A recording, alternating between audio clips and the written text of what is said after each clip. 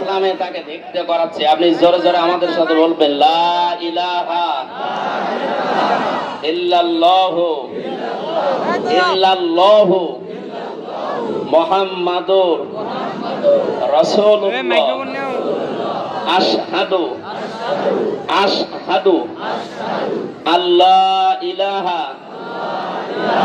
ইল্লাল্লাহু ওয়া আশহাদু আন্না মুহাম্মাদান আবদুহু ওয়া রাসূলুহু।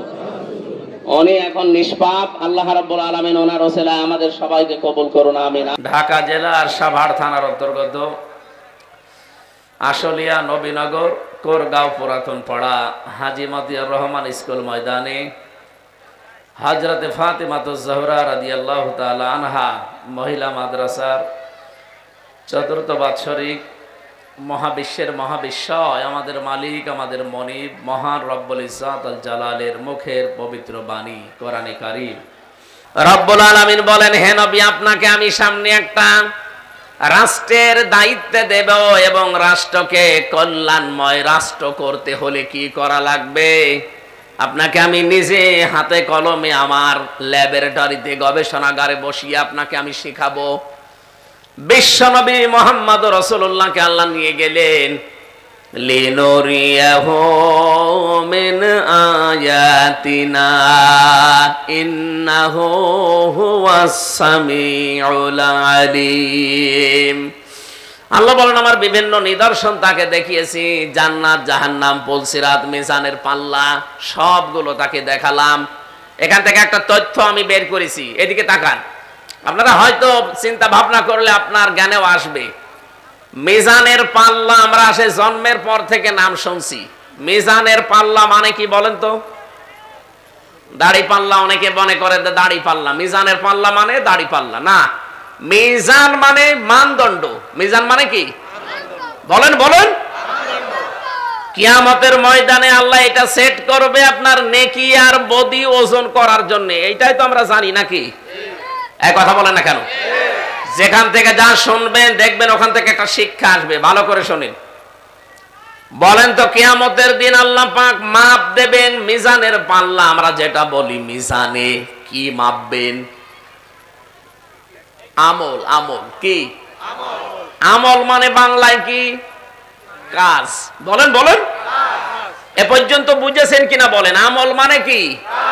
আমল মানে, এবার এখানে একটা পাগলকে জিজ্ঞাসা করেন তো যে আমল কাজ, আমল মানে কাজ কি দাড়ি পাল্লায় তুলে দিয়ে মাপে যে 5 কেজি কাজ? কিভাবে মাপে? কাজ মাপে গুরুত্বের ভিত্তিতে। কিসের ভিত্তিতে? এই যে প্যান্ডেলটা যদি এখন ডাক্তার সাহেবকে বলা হয় যে আপনি মেপে দেন, উনি মেপে দেওয়ার জন্য কি দাড়ি পাল্লায় তুলে দেবে? এটার জন্য মাপতে একটা আলাদা যন্ত্র আছে, তার নাম ফিতা বা গজ। এই কথা বলেন না কেন? এই যে পানির বোতল দেন আমাকে খাবার জন্য, পানিটা যদি ওনার কাছে দেয় উনি কি ফিতা দিয়ে মাপবে? এর জন্য সিসি আছে, লিটার আছে। আপনাকে আমি চাউল দিলাম, চাউল কি আপনি ফিতা দিয়ে মাপবেন? বলেন। এটার জন্য বাটখারা আছে, কেজি আছে, পাথর আছে, আলাদা যন্ত্র সব। পৃথিবীর প্রতিটি জিনিস পরিমাপ করার জন্য আলাদা আলাদা যন্ত্র আছে, তার নামও আলাদা আলাদা। কিয়ামতের দিন আল্লাহ আমল মাপবেন। আমল মানে কাজ। আমল মানে কাজ। কোনদিন দাড়ি পাল্লায় মানুষ মাপে না। কোনদিন চিন্তা করেছেন এই শব্দটা নিয়ে যে কিয়ামতের দিন আল্লাহ মিজান সেট করবে? আর নবীকে আল্লাহ মিজান দেখিয়েছিলেন। কাজ কোনদিন মানুষ দাড়ি পাল্লা দিয়ে, সিসি দিয়ে, স্ক্যান দিয়ে, পাথর দিয়ে, কেজি দিয়ে মাপে না। কাজ মাপতে হলে লাগে গুরুত্ব। কি লাগে? গুরুত্বের ভিত্তিতে কাজটা করা লাগে। এটা মাপতে হয় গুরুত্ব দিয়ে। তাহলে গুরুত্বের দিক থেকে আপনার জীবনে যেই কাজগুলো আল্লাহ আগে দিয়েছেন ওই কাজগুলো আপনি আগে করবেন। গুরুত্বের ভিত্তিতে কাজ আগে না করে কম গুরুত্বপূর্ণ কাজ যেগুলো, ওগুলো যদি আগে করেন জীবনেও কোনো জিনিস আপনি টেকাতে পারবেন না। এই যে মঞ্চটা, এর আসল গুরুত্বপূর্ণ জিনিস হচ্ছে সামিয়ানার খুঁটি। এই কথা বলছেন না কেন? সামিয়ানার খুঁটি না থাকলে মঞ্চ টিকবে? আর কেউ মঞ্চ বলবে? কিন্তু এখানে গুরুত্বহীন কিছু জিনিস আছে। এই যে কার্পেট পাড়া, এই যে মাইক দেওয়া আছে, টেবিল দেওয়া আছে, এই যে বোতল দেওয়া আছে, বলেন তো এগুলো না থাকলে মানুষ বলবে না যে এটা মঞ্চ? তাহলে এখানে গুরুত্বপূর্ণ এবং গুরুত্বহীন দুইটা জিনিস পেয়েছি, একটা সামিয়ানা আর খুঁটি আসল, আর বাকিগুলো যা আছে এগুলো অত গুরুত্বপূর্ণ না। এই জন্য জীবনে যত ইবাদত আল্লাহ আমাদের করার জন্য নির্দেশ দিয়েছেন, প্রতিটি ইবাদতে দেখবেন গুরুত্বপূর্ণ কিছু জিনিস আলাদা করা আছে আর গুরুত্বহীন কিছু জিনিস আলাদা করা আছে। নামাজে ফরজ কয়টা? 17টা। আপনি বানাচ্ছেন নতুন করে 13টা। নামাজে ফরজ কয়টা? বাইরে 7টা, ভেতরে 6টা, সব মিলে কয়টা? বলেন তো এই যে বাইরে আর ভেতরে 13টা ফরজ, বাইরে বেশি না ভেতরে বেশি? এলাকার মানুষকে নামাজ কালাম পড়ে না নাকি? এই বাইরে বেশি না ভেতরে বেশি? বাইরে। বাইরে বেশি কোনটা? শরীর পাক। কি পাক? শরীর পাক না হলে নামাজ হবে? বলেন। শরীর পাক বলতে কি বোঝেন? এই শরীর পাক করতে হলে শুধু গোসল করলে আর ওযু করলে শরীর পাক হয়ে যায়? নবীজি জানিয়েছেন এই শব্দের ব্যাখ্যায় তামাম দুনিয়া যত মুসলিম আছে সবাই কিন্তু একটা শরীরের মতো। এই হাদিস শোনেন না কোনোদিন? তামাম দুনিয়ার সব মুসলিম আমার উম্মত যারা দাবি করে তারা কিসের মতো? আমার এই চোখে যদি ব্যথা হয় হাতে টের পাবে, হাতে ব্যথা হলে চোখে টের পাবে, পাবে না? তামাম দুনিয়ায় 257টা দেশের ভেতরে 57টা মুসলিম দেশ, 210 কোটি মুসলিম আমরা বাস করি। যেখানেই কোন মুসলমান অত্যাচার জুলুম নির্যাতনের শিকার হবে, এখান থেকে কিছু করতে না পারলো করা লাগবে। এখান থেকে যদি ওগুলো না করে বলেন যে যা করছে করুক, লা ইলাহা ইল্লাল্লাহ, আপনি বুঝতে হবে আপনার এই জায়গাটা প্যারালাইজড হয়ে গেছে অথবা অকেজো হয়ে গেছে, এই জন্য আপনার হাতে টের পাচ্ছে না। আমার এই হাতে যদি এখন প্যারালাইজড হয়ে যায়, এই হাতে আপনি যতই আঘাত করেন এই জায়গাটা কিন্তু টের পাবে। আরো জোরে বলেন। আমেরিকা যারা অত্যাচার করেন, গাজায় যারা অত্যাচার করলো, ফিলিস্তিনে এখনো যারা অত্যাচার চালাচ্ছে, বাংলাদেশেও যারা অত্যাচার করেছে, এই দৃশ্যগুলো দেখে যদি কোনো মুসলমান বলে না ওটা আমার দলের না, ওটা আমার লোক না, যে যা করছে করুক গা, আমি তো ভালো আছি, আপনি মনে করবেন আপনার এই জায়গাটা প্যারালাইজড হয়ে গেছে আপনার ইমানের ভেতরে। প্যারালাইজড জিনিস যেমন নিজে নড়তে পারে না একজনের সাহায্য ছাড়া, আপনার যে ইমান, এই ইমান দিয়ে আপনি জান্নাতেও যেতে পারবেন না। আমার প্রথম পয়েন্ট ছিল আপনার শরীর পাক, এটা আমি বোঝাতে উদাহরণটা আনলাম। শরীর বলতে যেহেতু তামাম দুনিয়ার সব মুসলিম একটা শরীরের মতো, এখন আমি এই সাভার জামে মসজিদে নামাজ পড়তে যাব, এদিকে তাকান। নামাজ পড়তে যাওয়ার সময় দেখি সামনে একজন মহিলা বেপরদা, মাথায় কাপড় নেই, বুকে ওড়না নেই, এমন কায়দায় দাঁড়িয়ে আছে। আমি যদি বলি নাউজুবিল্লাহ আস্তাগফিরুল্লাহ, এইভাবে মহিলারা চলাফেরা করে, এই দেখে আমি চলে গেলাম। মনে করেন শাবনূরের মতো একটা মহিলা এরকম বেপরদায় দাঁড়িয়ে আছে, নামাজে দাঁড়িয়ে যদি আপনি সূরা কিরাত তেলাওয়াত করেন আলহামদুলিল্লাহি রাব্বিল আলামিন, আপনি যতই আল্লাহর ওলি দাবি করেন মনে মনে খেয়াল করবেন যে আমি কি দেখি আসলাম। বলেন তো এখন কি ওই শাবনূরকে মেরে ফেলা লাগবে? না, তাকে পবিত্র করা লাগবে।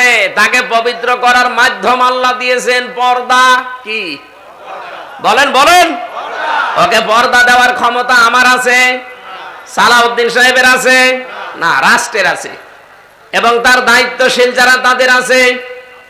সুতরাং এই দায়িত্বশীল গুলোকে দায়িত্বপূর্ণ আচরণ করা দরকার, আর এই রাষ্ট্রকে এমন জায়গায় দেওয়া দরকার রাষ্ট্র যেন তাকে পবিত্র করে, পর্দার বিধান দেয়। নামাজে দাঁড়ার সময় যদি ওই রকম কিছু বাঁধেও, বাঁধবে তো না, বাঁধবে কিন্তু ফাতেমার মতো দেখতে মনে হবে।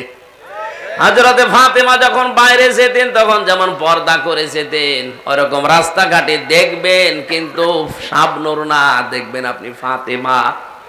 নামাজে দাঁড়াবেন, কিন্তু আপনার ওই খেয়াল আর আসবে না, কারণ আপনি দেখে এসেছেন হয় নিজের খালা নাই নিজের মেয়ে। আমার বোঝানোর বিষয় ছিল 13টা বিষয়, যেহেতু ফরজ নামাজের ভেতরে, এই 13টা ফরজের একটা ফরজ আপনি আদায় করেননি, 12টা আদায় করেছেন, আপনার নামাজ হবে? বলেন বলুন।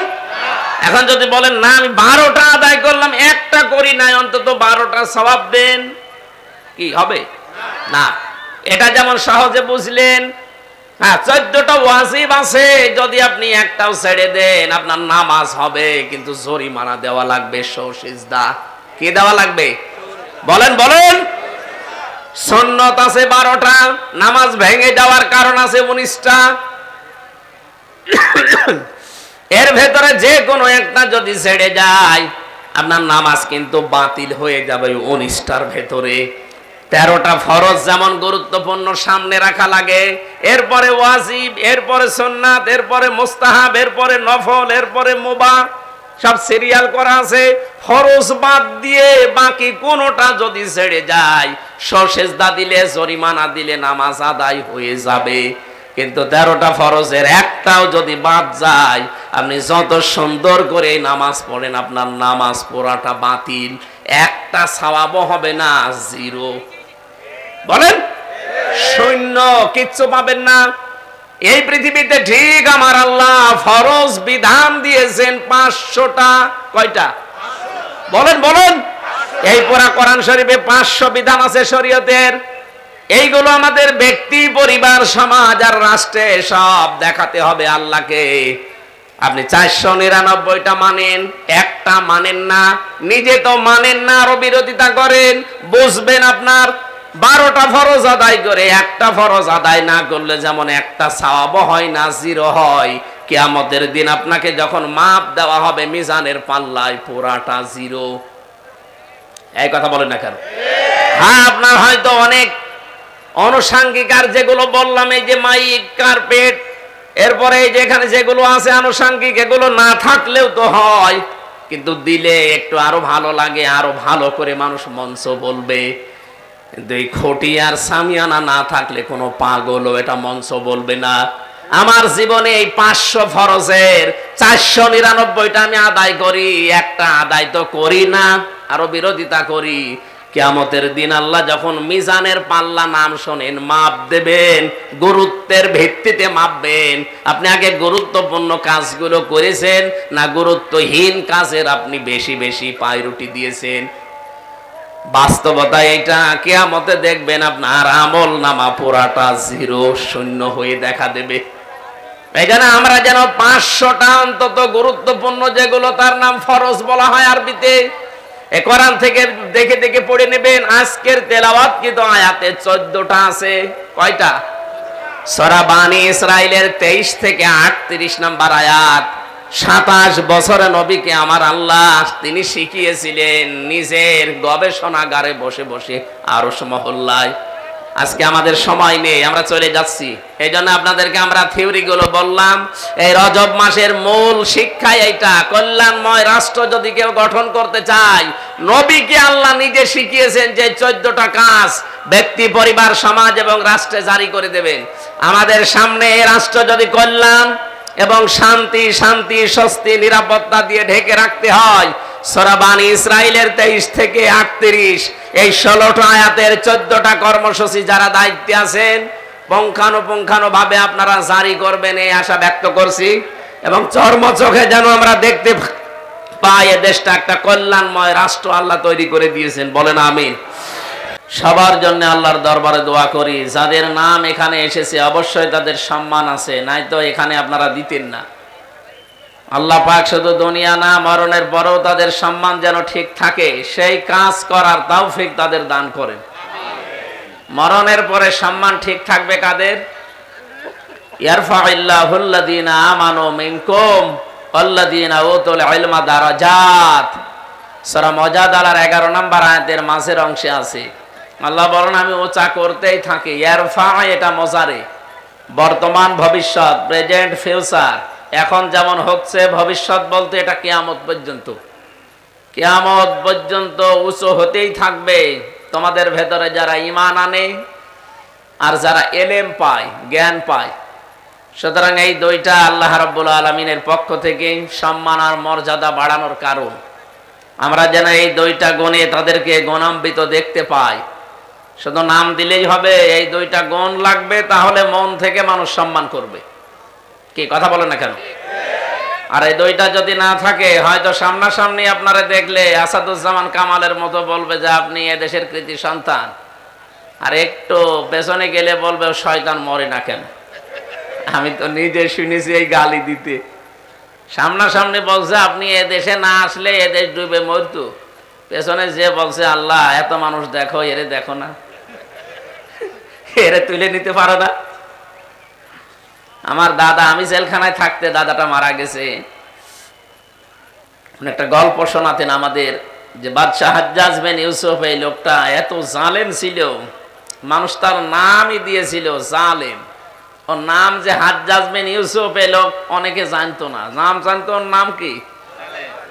আপনি ইতিহাসের আবর্তনে দেখবেন, কালের আবর্তনে কিছুদিন পর, এখন হয়তো না, এখনো 100-200 বছর পর, এই দেশে যারা জালেম ছিল তাদের নাম অনেকে মনে রাখবে না, কিন্তু তারা যে জালেম ছিল এইটা বললে মানুষ বুঝবে যে অমক ছিল। কথা বোঝেন? ইয়াজিদ, এই নামটা কি খারাপ? কি সুন্দর নাম, কিন্তু নামটা এখন গালি হয়ে গেছে। বলেন,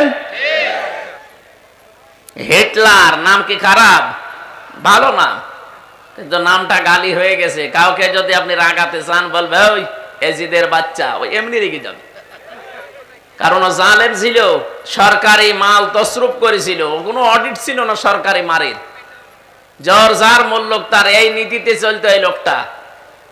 আমি তার পুরা জীবনী পড়ি এইটা পেয়েছি। এই 53 বছরে যাদের জীবনে এরকম কিছু পাবেন, দেখবেন আর 53 বছর পর ওই মানুষগুলোর নাম আর এই দেশে কেউ সম্মানের সাথে নেবে না, নিলে গালি। আমার তো মনে হয়, আমার মন ডেকে বলে, আর 100 বছর পর এদেশের একজনের নাম গালি হয়ে যাবে। মানুষ তখন তার নামটাও নিতে তো চাইবে না, ছেলে মেয়ের নামও রাখবে না। আমরা আবু জেহেল নামে কাউকে এখন দেখতে পাই? এমনকি কোন হিন্দুকেও যদি বলেন যে ভাই ছেলে হয়েছে, আপনি অন্য ধর্মের লোক, এই 1000 টাকা দিলাম, ছেলের নাম আবু জেহেল রাখবেন, বলে ওকে নাম, এটা হিন্দু রাজি না।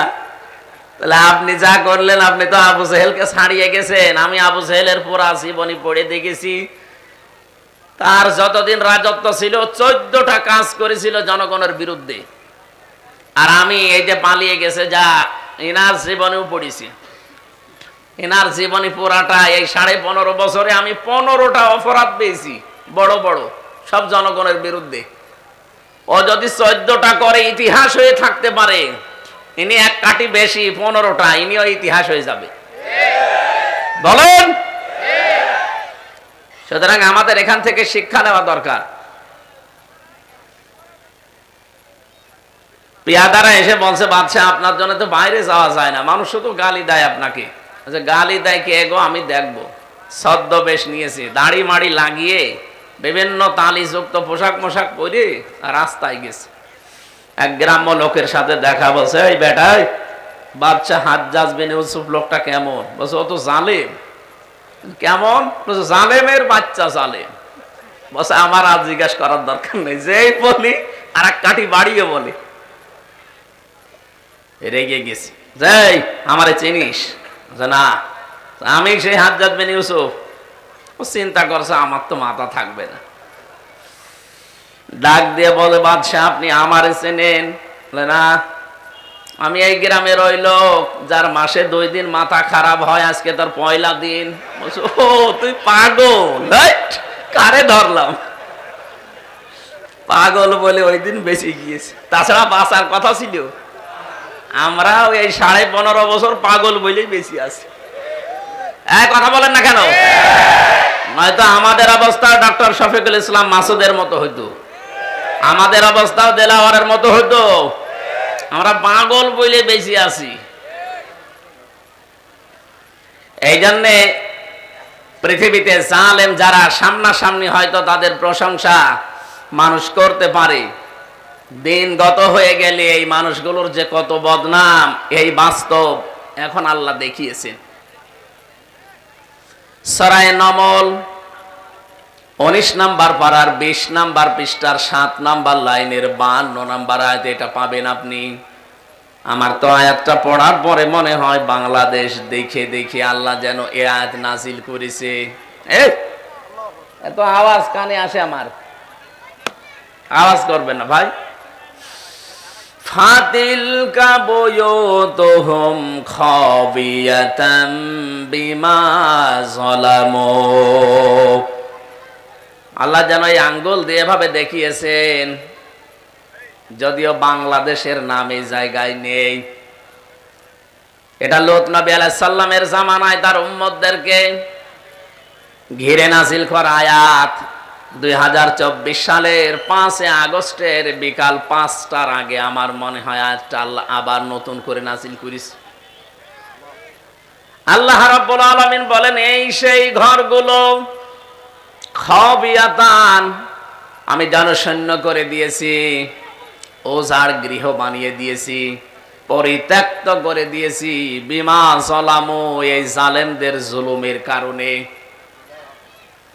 ও ঢাকাবাসী, শুধু ঢাকা না, বাংলাদেশের 630টা থানা আছে, কম বেশি প্রায় জায়গায় আমি গেছি। যেখানে যাই দেখি জালেমদের বাড়ি ঘরে আয়াতের সাথে আল্লাহ মিলিয়ে দিয়েছেন, সবগুলো আজ জনশূন্য ওজার গৃহ হয়ে গেছে। কারণ যেখানে জুলুম করা হয় জায়গাটা পর্যন্ত আল্লাহ অভিশপ্ত বানিয়ে দেন। এ পর্যন্ত ছিল জালেমদের ব্যাপারে, এর পরের অংশ আল্লাহ দিয়েছেন আমাদের জন্য। আমরা এবার কি নেব এখান থেকে? ইন্না ফি যালিকা লাআয়াতাল লিকাউমিন ইয়ালামুন। এখানে লামে তাকিদ আছে, যারা আরবি গ্রামার জানে তারা টের পাচ্ছেন আয়াতটা কত কঠিন। এই নামেন ভাই, নামেন, আপনি এখানে এসে বলেন তো দেখি, আমার কানের কাছে আর একটু জোরে বলেন, আসেন। যেভাবে দাঁড়িয়ে আছেন বসে আসেন, শোনা তো যাচ্ছে নাকি? কথাগুলো শোনেন আগে। কি দেখতে এসেছেন আপনি?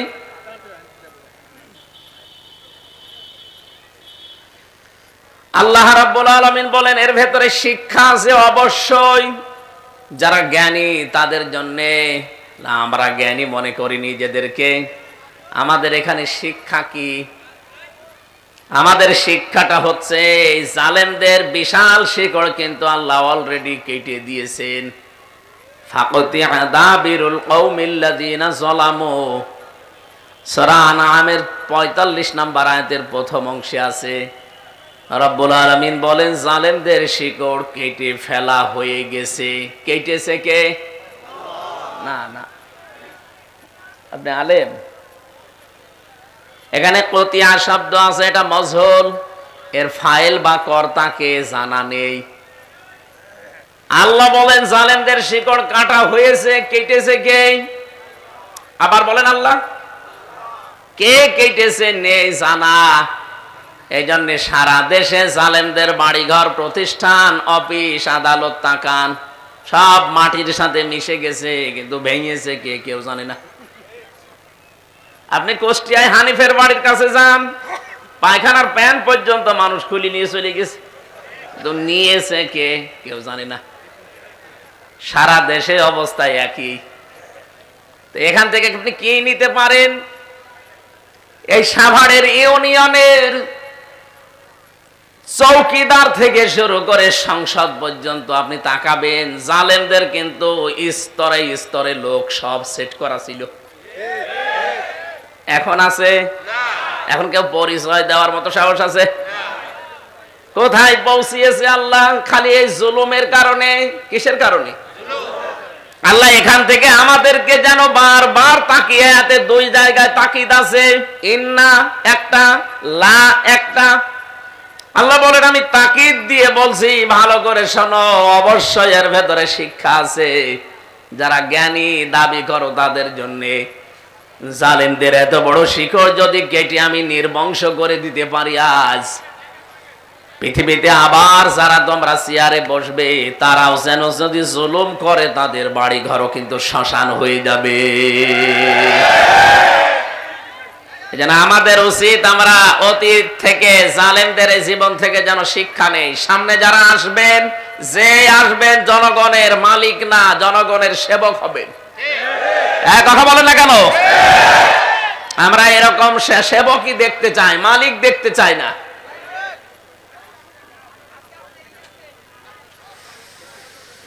বাংলার জনগণ, এই জন্য যাদের নাম দিয়েছেন আমি শুধু তাদের দুনিয়া চাই না, আমি চাই দুনিয়া আখিরাত। সাভারবাসী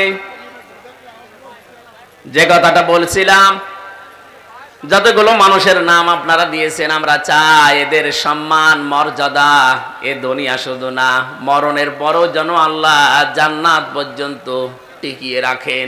বলেন আমিন। কয়টা জিনিস লাগবে জানো? দুইটা। একটা ঈমান লাগবে নির্ভেজাল, যে ঈমানের ভেতরে শিরিক থাকলে চলবে না। এজন্য আমরা যারা এখানে সম্মান বাড়াতে চাই দুনিয়া আখিরাতে, এমন ঈমান আনা লাগবে, এমন ঈমানের দাবি করা লাগবে যে ঈমানে শিরিক নেই। আল্লাহ যেন তৌফিক দেন। বলেন আমিন। আমি এক কথায় জবাব দিচ্ছি, এদিকে তাকান ভাই। এমন এমন বাক্য বাংলা ইংরেজিতে পড়েননি, এক কথায়, এটা এক কথায়। আল্লাহ যেটা পারে ওইটা অন্য কেউ পারে, এই বিশ্বাস যদি কেউ করেন আপনি শিরিক করলেন। শিরিক যে করে সে মুশরিক। মুশরিক মারা গেলে বিনা হিসাবে বিনা বিচারে জাহান্নামে। আর ফতোয়া লাগবে নতুন করে? সুতরাং আমাদের সতর্ক থাকা লাগবে। যাদের ঈমান আছে, বেঈমান যারা ওদের কথা বাদ দিলাম, ঈমান যাদের আছে তারা যেন শিরিক না করি।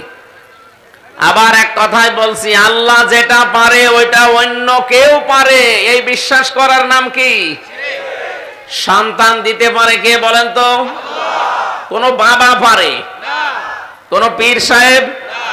অনেকে এই যে বিভিন্ন সময় দেখি বলে, হুজুর আপেল পুড়ি দিন, আমার বারবার মেয়ে হয় যেন ছেলে হয়। আরে ভাই, আপেল পুড়ে যদি ছেলে হইতো তা আমার 3 মেয়ে, আমি আগে খাওয়াতাম না? কোথায় পেয়েছে এসব আপেল পড়া? সুতরাং এই কাজ করতে গিয়ে অনেকে ঈমান হারিয়ে ফেলছেন বিভিন্ন ভণ্ড পীরের কাছে গিয়ে। কোন বাবা, কোন মাজার, কোন জিন্দা পীর, কোন মরা পীর পারবে না। সন্তান দিতে পারবে কে? এবার দ্বিতীয় পয়েন্টটা বলি, এটা ক্লাস চলছে, বলবো দ্বিতীয়টা। আলাহুল খালক ওয়াল আমর, আল্লাহ পাক বলেন বানিয়েছি আমি, হুকুম চলবে আমার। সুতরাং আল্লাহর আইন এই জমিনে কায়েম করার জন্য যদি কেউ চেষ্টা করে, আপনি যদি তাকে উল্টা পাল্টা কথা বলেন, তার পেছনে না থাকেন, আপনার ঈমান নিয়ে সমস্যা দেখা দেবে, টানাটানি বাঁধবে। নিজে মানতে পারেন না সেটা আলাদা বিষয়, কিন্তু যারা চায় আপনাকে, তাদের পেছনে থাকা লাগবে। সূরা আরাফের 54 নম্বর আয়াতের মাঝে এই আয়াতটা আছে, আলাহুল খালক ওয়াল আমর, আইন চলবে তার যিনি বানিয়েছেন, সৃষ্টি যার। ইনিল হুকমু ইল্লা লিল্লাহ, সূরা ইউসুফের 40 নম্বর আয়াতের মাঝের অংশে আছে, আল্লাহ পাক বলেন আইন শুধুমাত্র চলবে আমার। এই জন্য আল্লাহর আইন প্রতিষ্ঠার কাজ করা, চেষ্টা করা, যদি না হয় ওটা আপনার বিষয় না, চেষ্টা করে যাওয়া ফরজ কাজ, নামাজের মতো। আল্লাহ তৌফিক দিন ঈমানের দাবি অনুযায়ী। বলেন আমিন। আজকের মাহফিলে উপস্থিত আপনারা কিছুক্ষণ আগে দেখলেন আমাদের প্রধান অতিথি এসেছেন, ডাক্তার দেওয়ান মোহাম্মদ সালাউদ্দিন বাবু। উনি কিছুক্ষণ থাকবেন। আমাদের তো সময় আছে আর আধা ঘন্টা মতো, আমরা ক্লোজ করব আলোচনাটা। এরপরে আপনাদের যারা আলোচক আছে তাদেরকে নিয়ে চালান। যেহেতু গাজীপুরে আছি, আমি চলে যাব ইনশাল্লাহ। মাহফিলে উপস্থিত হয়েছেন আজকে আমার শ্রদ্ধাভাজন বড় ভাই জনাব জাহিদুর রহমান দামাত বারকাতুহুমুল আলিয়া। মঞ্চে বসা আরো যারা আছেন সম্মানিত ব্যক্তিবর্গ, সামনে বসা মুসলমান ভাইরা, পর্দার আড়ালের সম্মানিতা মা এবং বোনেরা, প্রশাসনের ভাইরা, প্রাণপ্রিয় ঢাকাবাসী, আল্লাহর দরবারে শুকরিয়া জানাচ্ছি যিনি আমাদেরকে বিবেক দিয়েছেন। এই বিবেকটা এই 15.5 বছরে কাজ করেনি, এই জন্যই অনেকে জোর করেছিল। যদি বিবেকটা কাজে লাগতো তাহলে জোর করে 15.5 বছরে থাকতো না। কথা বলেন না কেন? নবীজির হাদিস, ওই ইমামের প্রতি আল্লাহ সব সময় 24 ঘন্টা লানত বর্ষণ করতে থাকে। যে ইমাম জোর করে ইমামতি করে তার মুসল্লিরা তার উপরে নারাজ। এখানে মুসল্লি মানে আপনার এই ঢাকা সাভারের এই জামে মসজিদের মুসল্লি না, আর ইমাম মানে হামজা না। এখানে ইমাম মানে রাষ্ট্রের ইমাম, সমাজের ইমাম, পরিবারের ইমাম। যে ইমামের প্রতি, নেতার প্রতি, দায়িত্বশীলের প্রতি তার অধীনস্থ যারা আছে তারা সঙ্গত কারণে নারাজ, ও যতদিন জোর করে দায়িত্বে থাকবে ততক্ষণ আল্লাহ লানত তার উপরে পড়তে থাকবে। এদেশের 100 জনের আমার মনে হয় কমপক্ষে 96 জন, আপনি জরিপ চালান, এদেশের 100 জনের 96 জন যে 2 বোন পালিয়ে গেছে তাদের উপরে নারাজ ছিল।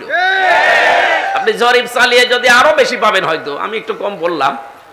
100 জনের 96 জন মুসল্লি সেখানে আপনার উপরে নারাজ। আপনি জোর করে যতদিন ছিলেন, বিশ্বাস করেন হাদিস অনুযায়ী আল্লাহ 24 ঘন্টা আপনার উপরে লানত দিয়েছে।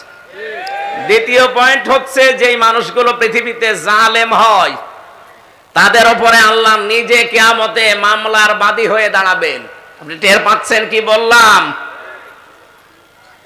এটা সূরা শুরা 25 নাম্বার পারা 6 নাম্বার পৃষ্ঠার 13 নাম্বার লাইনের 42 নাম্বার আয়াতের প্রথম অংশে আছে, ইন্নামাস সাবিলু আলাল্লাযিনা ইয়াজলিমুনান নাস। আল্লাহ কিন্তু ইয়াজলিমুনাল মুসলিমুনা দেননি।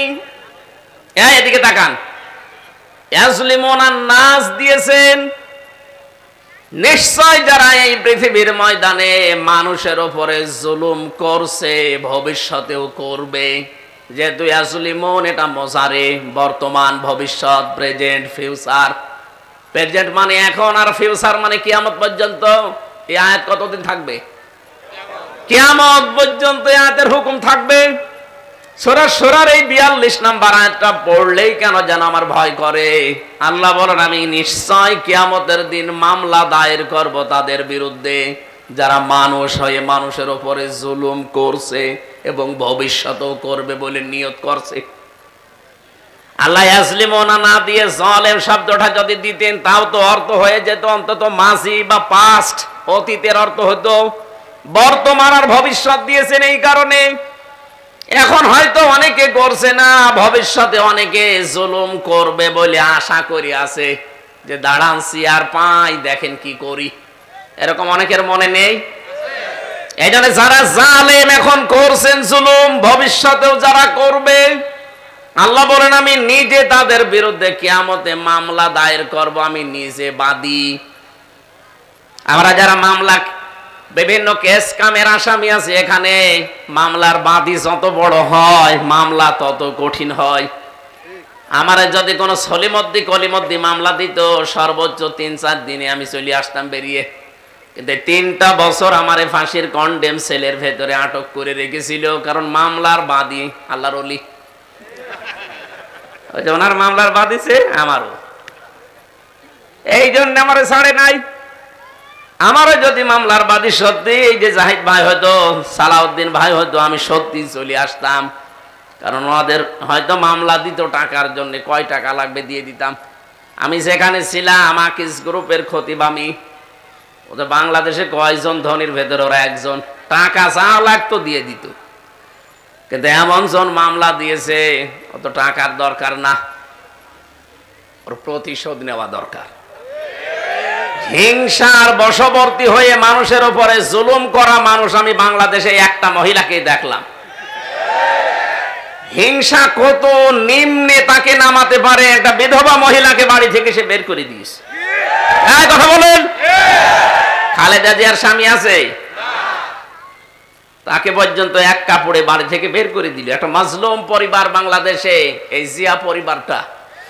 আমি শহীদ জিয়ার জন্য এমনি মন থেকে দোয়া করি। এই লোকটার নাম শুনলে মানুষ আগে শহীদ বলে কেন? বঙ্গবন্ধুকেও তো কেউ না কেউ মেরে ফেলেছে, কই তার নাম শুনলে তো কুকুরও শহীদ বলে না।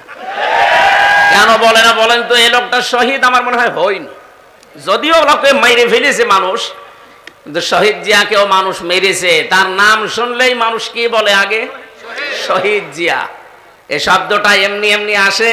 শহীদ মনে করছেন যে খেলাচোরা জিনিস না? আল্লাহ কত বড় ধমক দিয়েছেন শহীদের ব্যাপারে, কেউ উল্টা পাল্টা ধারণা করবা না। কেউ যদি শহীদ হয় মুখ দিয়ে তো বলবাই না যে লোকটা মরে গেছে, না। এটা সূরা বাকারার 154 নম্বর আয়াতে আছে, ওয়ালা তাকুলু লিমাই ইয়াকতালু ফি সাবিলিল্লাহি আমওয়াত বাল আহইয়াউ ওয়ালাকিন লা তাশউরুন। আল্লাহ পাক বলেন যারা শহীদ হয়, হে পৃথিবীর মানুষেরা, কেউ এই কথা বলবা না যে মরে গেছে, বরং তারা জীবিত, কিন্তু তোমরা টের পাও না।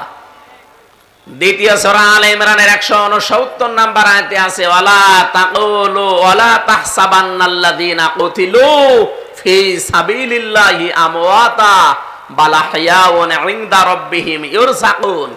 আল্লাহ বলেন মুখে বলার পরে মানুষ যেহেতু ধারণা করতে পারে, ধারণার উপরও আমি নোটিশ দিলাম, আইন জারি করলাম, সাবধান, কেউ যেন ধারণাও করবা না যে ও মরে গেছে। না, যারা শহীদ হয় এই মানুষগুলো জিন্দা, জীবিত, আর আমি নিজে আল্লাহ তাদেরকে খাওয়াই। আরো জোরে বলেন সুবহানাল্লাহ। হিংসার বশবর্তী হয়ে মানুষ যত নিচে নামতে পারে, কোরআনে সূরা মায়েদার 2 জায়গায় আল্লাহ এক কথা দিয়েছেন, ওয়ালা ইয়াজরিমান্নাকুম শানাআনু কওমিন। তোমরা হিংসার বশবর্তী হয়ে, রাগের বশবর্তী হয়ে কোন ব্যক্তি, পরিবার, সমাজ, রাষ্ট্র, দল, গোষ্ঠী, তাদের উপরে যেন এমন কোন কাজ করবা না যে পরে আফসোস করা লাগে। আর 15.5 বছরে যাই করেছেন জনগণের উপরে, 14 দল বাদ দিয়ে আমরা যা আছি সব মাজলুম না? কথা বলেন। যারা এই জুলুম করেছেন তাদের এখন রাতে ঘুম হওয়ার কথা। উনি এখন ওই দেশ থেকে চলে আসতে চায়, বলে আমি অঘোষিত জেলখানায় আছি, আমি আর এখানে থাকবো না, আমি চলে যাব। আসেন, 275টা মামলা আপনার নামে। আপনি কি এমনি এমনি এসে আবার থেকে যাবেন? একটা বিনা কারণে মিথ্যা মামলা দিয়ে বিধবা মহিলাকে আপনি 6 বছর জেল খাটালেন, আর আপনার একেবারে সব লিগাল মামলা 275টা আরো হবে। আমারে মিথ্যা মামলা দিয়ে যদি 3 বছর রাখতে পারেন, আপনার 275টা মামলা এক একটায় যদি 3 বছর করে হয়, কবরে চলে যাবেন, আবার উঠবেন, আবার যাবেন, তাও সাজা শেষ হবে না যা করেছে। এই জন্য আমরা যেন হিংসার বশবর্তী হয়ে, রাগের বশবর্তী হয়ে কোনো ব্যক্তি, কোনো গোষ্ঠী, কোনো দল, কোন পরিবার, কারো উপরে যেন এমন কোন কাজ না করে যে পরে আবার কিয়ামত পর্যন্ত আফসোস করা লাগে। আল্লাহ আগে এই প্রশ্নপত্র ফাঁস করে দিলেন, এরপরও যদি কেউ সাবধান না হয় সেটা তার কপালের দোষ। আল্লাহ আমাদেরকে বেঁচে থাকার তৌফিক দিন, বলেন আমিন। এই জন্য জালেম যারা, এরা আল্লাহর মামলার আসামি। আমি ওনাকে উদ্দেশ্য করে বলছি এই কারণে, এই 15.5 বছরে যারা জুলুম করেছেন, যাদের কারণে মানুষ ঘরে থাকতে পারে নাই, মিথ্যা মামলা দিয়ে, মিথ্যা সাক্ষী দিয়ে বছরের পর বছর অন্ধপ্রকোষ্ঠে রেখে দিয়েছেন। শুধু এতটুকু না, গম করেছেন, খুন করেছেন, আয়না ঘরে রেখেছেন। আমারও মিনি আয়না ঘরে 10 দিন রেখেছিলেন। বেডটায় আমারে নেয়নি, আমার ছোটটাই নিয়েছিল। আমি দেখেছি মানুষ মানুষের উপরে কি অত্যাচার করে ওখানে, তাহলে বড়টাই কি করিস। সুতরাং এই সমস্ত কাজগুলো যারা করেছেন, এখন যদি মনে করেন আস্তাগফিরুল্লাহ পড়ে দিলাম আমার সব মাফ হয়ে গেল, না, এইটার নাম তাওবা না। অপরাধ যার কাছে, স্বীকার করবেন তার কাছে। এক কথা বলে না কেন? সুতরাং এই 15.5 বছরে যার যার কাছে অপরাধ করেছেন, আপনি যদি মাপ পেতে চান, যদি ধরা না খেতে চান কিয়ামতে, তাহলে যার যার অপরাধ করেছেন তার কাছে আগে স্বীকার করবেন আর তার ক্ষতিপূরণ দিয়ে দেবেন। আমি জেলখানায় এক ওসি পেয়েছিলাম, মানে আমার মাঝে মাঝে কন্টেম সেলের ভেতরে আমার কাছে এসে বলতো, হুজুর আমি এই যে নির্বাচনে এর আগে যেটা বাইরে ছিলাম, ওই যে রাতের ভোট দিনে হয়ে গেল না, আমার রাত 12টার পর থেকে আমার যা লোকজন আছে, আমি আল্লাহর রাস্তায় ভোট কাটা আরম্ভ করলাম, ফজর পর্যন্ত এই কাজ করলাম, বাক্স ভর্তি করে পাঠিয়ে দিলাম। এবার ফজরের আজান দিল, আমি গোসল করলাম, ওযু করে 2 রাকাত শুকরিয়ার নামাজ পড়লাম, তওবার নামাজ, 2 রাকাত তওবার নামাজ পড়ে বললাম যে আস্তাগফিরুল্লাহ। আমার এই তওবা কি হয়েছে? কিসের তওবা আপনার?